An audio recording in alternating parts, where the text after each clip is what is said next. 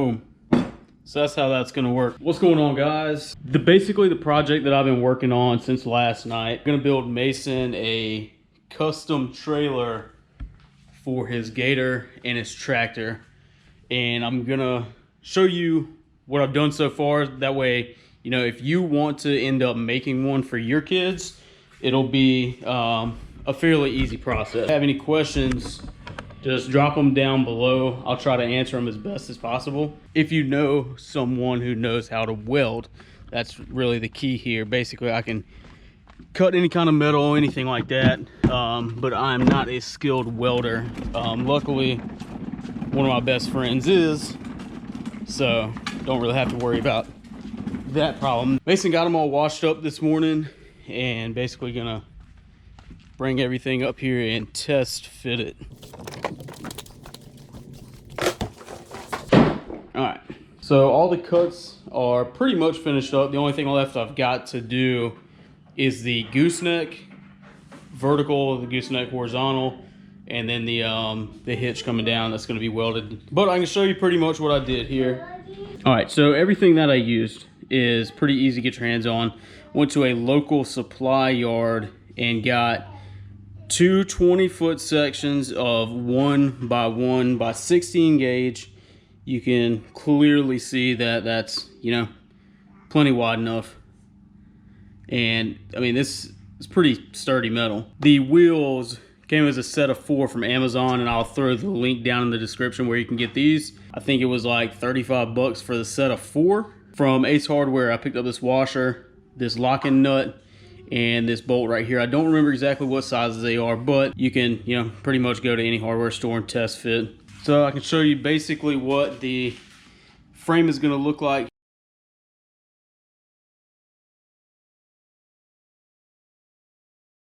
All right, so as you can see, and that was just a, you know, quick mock-up. Obviously, we're going to square these corners up. It is 64 inches long, and these center sections are going to be 26 inches in width for a total width of 28 inches. Now, these were subsequently put at 16-inch intervals. What I wanted to do with the tires is line this rear axle up right here with this ending center section here. Got an expanded metal sheet from the local building yard too. Now the thing about that is all that stuff's really cheap out there, but you have to get pretty much the bulk sizes. So the expanded metal comes in a 4x8 sheet, and basically you only need about a third of it. So it's kind of a pain in the neck to build this if you don't have much experience with metal. Metal cutting is really easy, but basically you get the idea here about the perfect width and length for this. Now obviously I just kind of jacked it up a little bit, but once that expanded sheet gets on there, it's gonna basically sit about perfect. I haven't really decided if I want to put a gate on the back yet. My primary concern with that is the weight. This is only a 12-volt power wheel, so you kind of got to be careful weight-wise. The way this hitch mounts up right here, and this actually ended up being like perfect for this application. Basically, this bed lays down. The ball almost sits directly over the axle here, so pretty good weight distribution wise. I mean, this isn't going to be, you know, really heavy or anything. I've tried to use the least amount of metal possible to make it as light as possible, and honestly I'm just really not that concerned with having a gate as of right now. This should be finished up within the next week or so. It just really depends on, my buddy has a pretty tight work schedule, so it's gonna be kind of difficult to get this thing welded up. It shouldn't take too long once I can get, you know, an hour or two with them. But the hitch was actually made out of a sway bar controller for like a travel trailer or something like that. It'll just mount directly center like that. Basically throw some washers and some nuts down on the bottom side of it, and yeah, that pretty much takes care of that.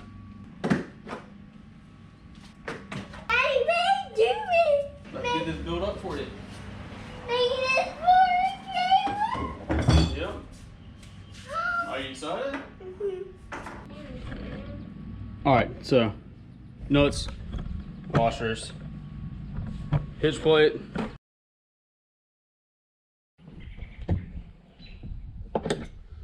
Just like that, the hitch is in.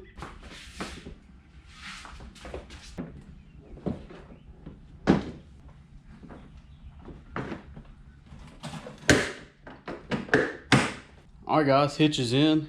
The only thing really left to do is get these final few pieces cut and get this thing welded up with this expanded metal for the floor of the trailer. Basically, you only use about a third of it. It is 28 inches wide, and I marked it all the way down to 64 inches. So we're gonna go ahead and get the angle grinder. Don't forget, safety first. Get a piece of metal in your eye, it's gonna be a really bad day.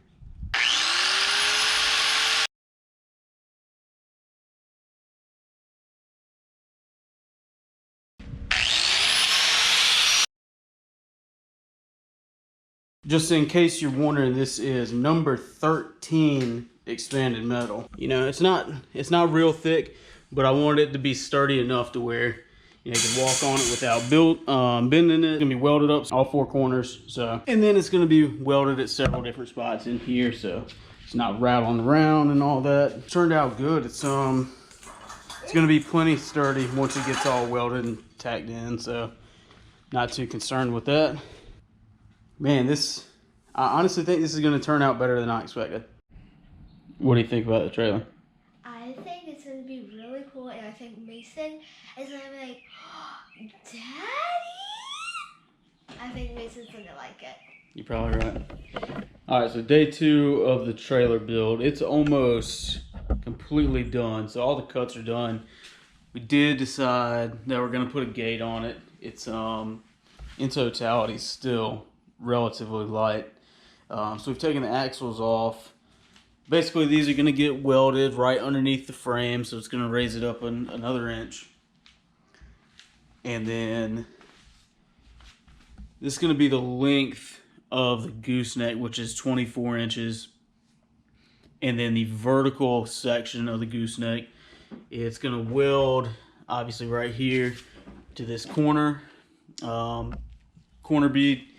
And then it's going to have a large landing right there that it's going to be able to weld to.